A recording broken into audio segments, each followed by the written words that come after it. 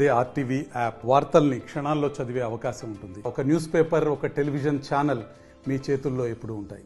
నేను అసరావుపేట ఎంపీడీఓ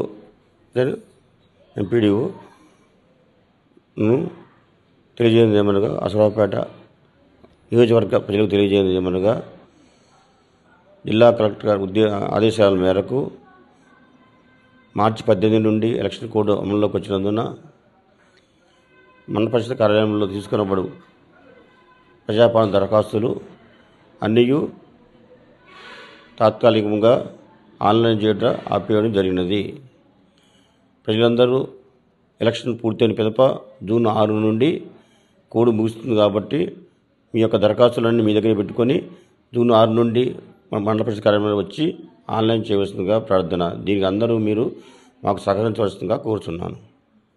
మరిన్ని వీడియోస్ కోసం ఛానల్ ని సబ్స్క్రైబ్ చేయండి. లేటెస్ట్ అప్డేట్స్ కోసం వాట్సాప్ ఛానల్ ని ఫాలో చేయండి. అండ్ లింక్ డిస్క్రిప్షన్ లో ఉంది.